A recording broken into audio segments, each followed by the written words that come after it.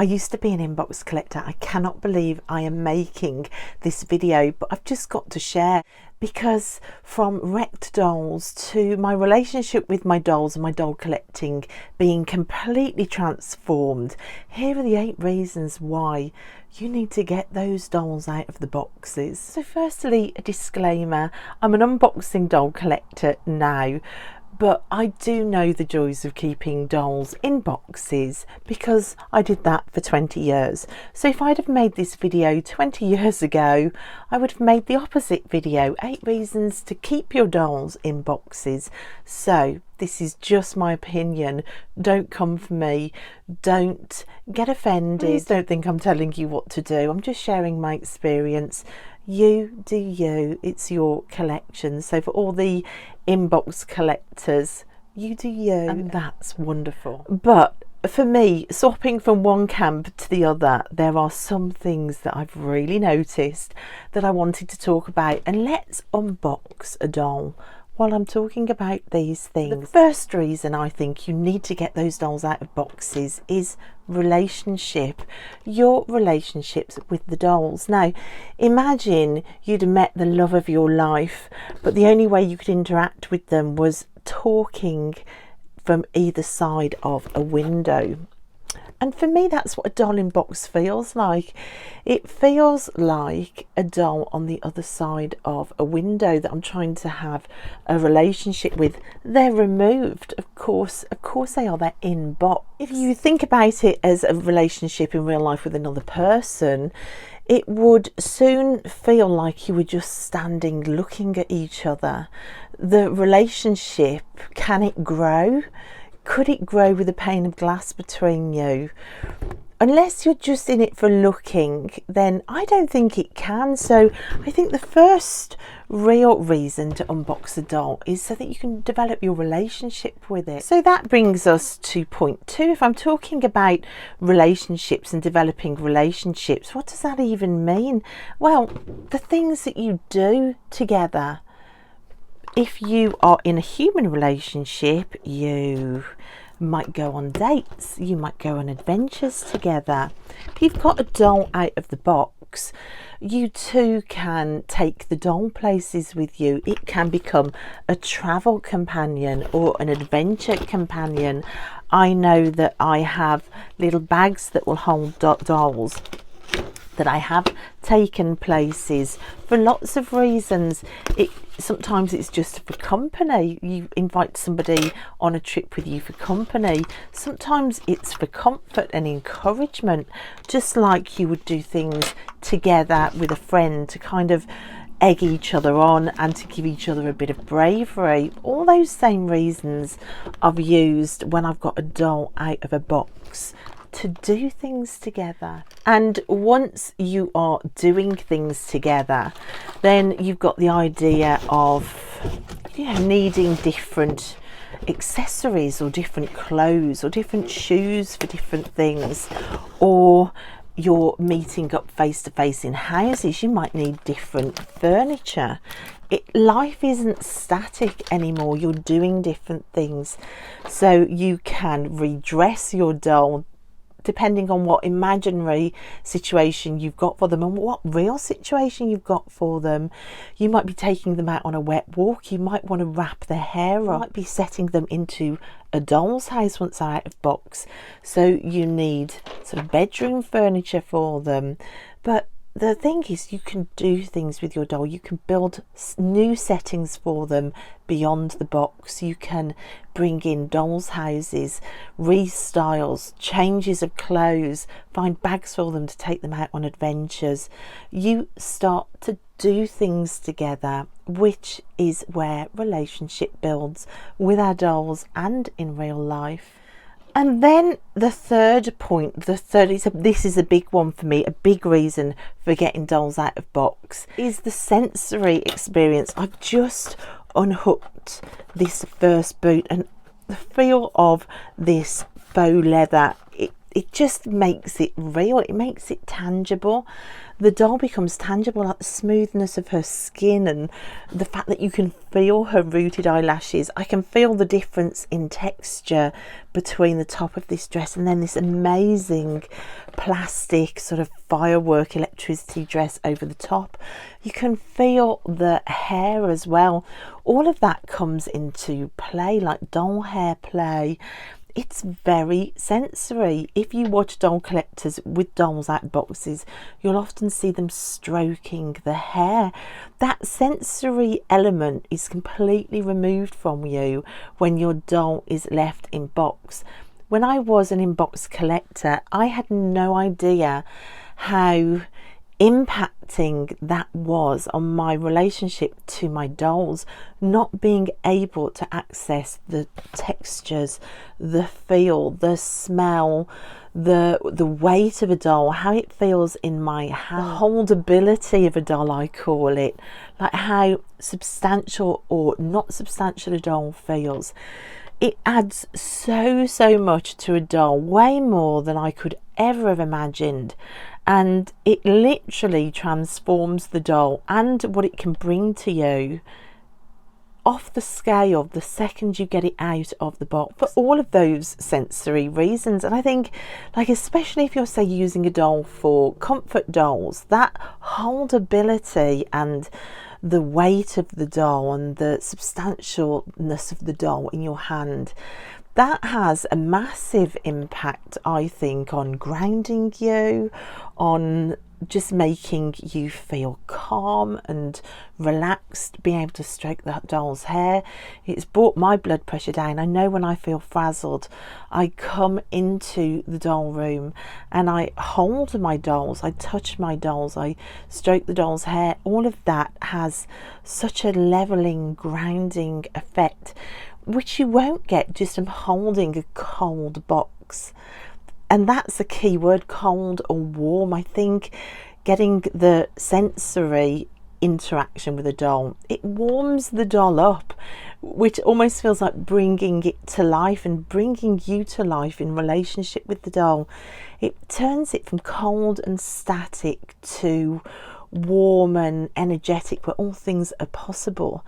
You start to get things from the doll that you couldn't ever have got without that sort of tactile sensory experience. Just like in a normal relationship, the hand holding, the hugs, the cuddles, the hair stroking, it's all part of real life relationships that turn a relationship from something that feels cold to something that's warm and engulfing. So for me, that's one of the biggest reasons to unbox your dolls. You get full access and the door open to the tactile experience of the doll. Oh my gosh, and look at her face. Let's get Jade out of this box. Oh my gosh, just look at her. Isn't she just beautiful? And I see things that I haven't seen before. Things are a lot clearer, like all of these little jewels dangling. They're a lot clearer once she's out of the box. I don't think I'd really appreciated how beautiful and unusual the colour of her hair is. It's like a very warm lime green, almost moving into olive green. Beautiful texture, apart from the clumps of gel halfway down. Can you see?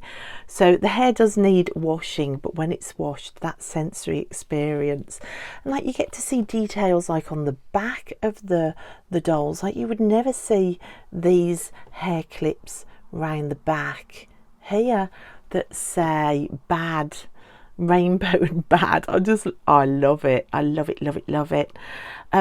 So it's just, you see things you don't normally see when you get to interact and hold the doll and just feel the weight of the doll. Things just become more visible. I can't even explain it. And they just feel so different when you've got the possibility of interacting with your senses with a doll. It changes them. It does make it just so different, such a different experience, way more than you would ever possibly dream. And the fourth reason for unboxing those dolls is the accessories in the box. I mean, you often will get, you might get combs, which you need if you're thrifting dolls.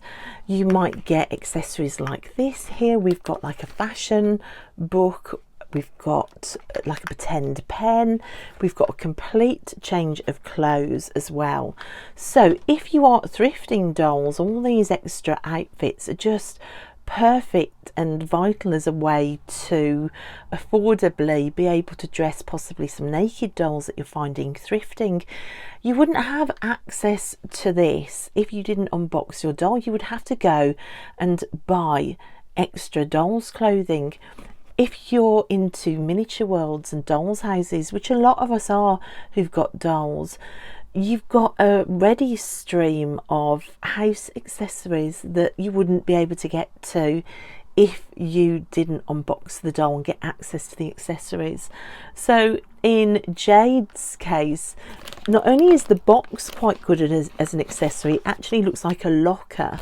So if you can keep this in one piece, then you know it's really useful if you're, say, making houses or dioramas. And you can see this one has got like pictures on the walls. It would be a really nice little locker and shelf unit for a diorama. And then I've got this book, fashion drawing book as well.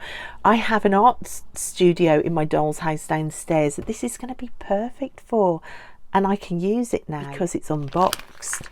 And of course we've got the green doll stand in the back. And if we just go back to point 2 I made about things that you can do with the dolls, the second that she's out of the box, I've got posability, and I think when you've got a doll with posability, you can then begin to develop character by the stances that you put your dolls in, especially when you've got dolls as posable as Shadow High and Rainbow High or Monster High. I think that posability aspect is completely lost when you keep the doll in box, and it can turn your doll from shy or demure to sassy and bold just by the way you pose them.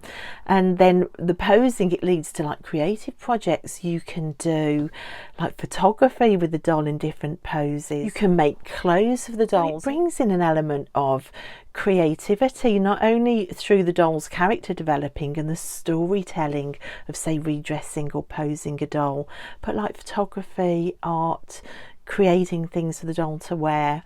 All of that is lost when you have a doll left in box. So now she's out of the box. That was just me reskirting back to point 2 about things to do with the doll. It's really important. So look at the lovely accessories I've now got access to. So it's like a fashion drawing book that closes with the little pen, and then a new outfit which I can either redress my doll in, or like I'm finding lots of dolls that need clothes in charity shops, and look at those beautiful pieces that I now have access to. And I also managed to unbox without damaging this at all. What a beautiful corner of a diorama that's going to be. So there's play accessories and things for other dolls. There's the comb as well as my doll now out on a doll stand, all posable. It's just opens up the possibilities of all the things that I can now do and enjoy the doll doing because I've got access to these accessories. I think it brings creativity into the mix as well. I mean, the second you've got something like this, you can't help but start to think of creative ideas to do with it. I've got plenty of dolls houses downstairs that would love a little sewing corner. Perfect. So point number 5 for why you should get your dolls out of boxes is the false fallacy of you're protecting your dolls by keeping them in the box. I know if I'd have seen this 20 years ago, I would have said, yeah, but she's going to get covered in dust now. She's going to get dirty. You're not protecting her anymore. But I have learnt the hard way that that actually is a false fallacy. And I actually think keeping dolls in boxes is something that can do tremendous damage to your dolls. I'm going to take you around my doll room and show you some of the dolls that I discovered this with. So this doll here was Hawaiian Barbie in the UK. I think she was called Tropical Splash Barbie elsewhere, and she's the first Barbie that I bought as a adult doll collector in the in the 80s, I think. Now, when I unboxed her this year, so she's been in box the longest, her legs were beginning to go tacky. They weren't sticky yet, but they were tacky. I suppose that's due to humidity in the box, like, because humidity can build up inside boxes. The minute I washed her and aired her out, she is back to normal, but I dread to think what would have happened to her kept in box. Another doll that I was so relieved I got out of box is my Dorothy from the Wizard of Oz, which is in the corner here alongside Lux and Madame Alexander dolls as well, and she's got her dog in her basket. So when I got her out of box, her hair ties, so the rubber ties in her hair had degraded, so that's going to happen guaranteed. Every doll that I bought in the 80s and 90s that I've since unboxed, every single hair tie or hairband has degraded, and it goes into this sort of sticky rubber powder which then congeals in the hair and starts to damage the hair. In this particular doll, the skirt had been sewn upwards to kind of show her petticoats underneath her skirt, and some of the rubber band that had disintegrated had landed on her dress, and it was beginning to spread like an oil spread through her dress and was beginning to rot the fabric of her dress.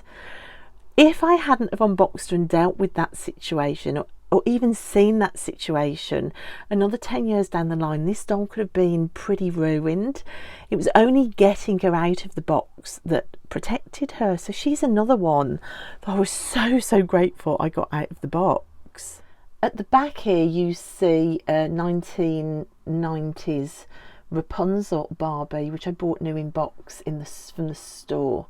Now, when I unboxed her again, I think that was 2 years ago I unboxed her, so she'd been in box a long time. The humidity in the box had built up and there were insects inside the box with her, and yeah, she would have been in dire straits if I hadn't got her out. So yeah, things can get into the box, insects can get in, humidity and damp can get into the box as well. I've also had Barbies that I've unboxed that have had the pleather outfits, that sort of fake leather, completely disintegrate within the box as well. So pleather isn't great if kept in a humid box where the temperature can warm up and cool again in the box. I think once you get your dolls out of box, not only can you keep checking them over for damage, but you can also temperature regulate them more, which is massively important, I found, for looking after your dolls over a few decades. If you've only just started collecting now and you're not as old as me, which most of you aren't, and you're thinking, I wonder what my dolls will be like in 20 years time, my advice to you is to make sure they're somewhere that's temperature controlled, somewhere that doesn't heat up or cool down, because that can really do damage. My doll room does have a teeny tiny radiator here, but it's turned off. So yeah, temperature in box can really screw with your dolls, and some of these dolls I am so relieved I got out of box. I'm going to show you one that needs to come out of box from my original collection, and I'll show you what's happening. So let me show you with this doll, which is an Avon exclusive Winter Splendor Barbie, bought in the 90s. So she's been in box for quite a long time. She's been with me from new, but you can see she originally came with sort of rubber bands holding that dress up as straps over her shoulders, and can you see that they have disintegrated? Now I bet her hair also has a disintegrated rubber band in there, which you can't see, but I'm showing you on this doll because you can see it. And look, the one on her right shoulder is beginning to disintegrate into the black velvet of her dress. So she is an emergency to get out of the box, because that is going to be damaging and rotting the black velvet. So honestly, I have discovered the hard way that over time, keeping your dolls in boxes it doesn't actually protect them. It can do exactly the opposite of what you think. So get them out of the box. Okay, reason number 6 to get your dolls out of the box is space. So the space to display your dolls. If you just look at Jade that I've just got out of the box, and then the Winter Splendor Barbie, you can see the difference in space that they would take to keep on a shelf. So Jade, even though her dress comes out really wide, it's just a fraction of the space that this doll would take in box. And then point number 7 as well is invisible dolls. Unless you're willing to open the box up and have double the space taken up, your doll is actually invisible. And that's the same with a lot of dolls in boxes. They become invisible dolls that take up way more space. You can see it even with this a lot smaller box, but even so, Jade on the stand, even on a stand, still takes up less space, and even with this wide dress, than this box, which is probably one of the smallest doll boxes you could ever get. But again, point 7, she's invisible. You actually have to take the lid off to even see her in box. So, you know, they take up a lot of space. They're often invisible in box. They're both important reasons, I think, to get your dolls out and just to unbox them. And then lastly, the reason number 8 to unbox your dolls is a reason that is very near and dear to my heart, and it's the reason why, in a way, I became an inbox collector initially, and that's the idea of value and, you know, collecting for perceived value in the future. Now, my dad was always a collector. He collected Matchbox cars, so he was a toy collector. We owned a toy shop as well. And he would always say to me, never take them out of the box. The minute they come out of the box, they're worth nothing, so you must keep them in box. And it was his voice in my head and his advice and his insistence I never open the box that made me collect in box for 20 years. Even though I really wanted to open them, I never did. Now, my dad is no longer with me, but I can still hear him saying that. But perceived value for somebody in the future, this is what I've learned about that. You never know. You never can tell. I was a Barbie collector through the 80s and the 90s, the early 2000s, totally over collected. Everybody thought the same. Now I can see inbox dolls of some of the dolls I've got that cost less than when I bought them like 25 years ago. So things aren't always going to improve in value just because you've kept them in the box. And I think, in a way, it makes your collection about somebody else, and it makes it almost not real. It makes it imaginary. You're collecting for this imaginary person in the future that might want to buy your doll for an imaginary price in an imaginary market that is in your favour. And if you've kept the doll that long until the price has gone up and you're going to sell it, then you've then got all the heartache of getting rid of dolls that have been with you all your life. I know as a mom, I think of legacy as well, thinking, well, perhaps these dolls might be worth something for my kids who can then sell them if I keep them in box. So that was tricky for me. Once I had kids, I kept thinking, well, it might be good for them. But again, that is imaginary. Who knows what's going to happen with the doll market? And your dolls are still going to be worth something out of box, but you've collected and you've enjoyed them for you. You've done things with them, you've played with them, you've touched them, you're collecting for you more than an imaginary market or customer later down the line. So the minute I started getting my dolls out of box, it did feel more like I was collecting for me and not some sort of imaginary situation that might never happen. It puts it more in the moment, and that's way more fun.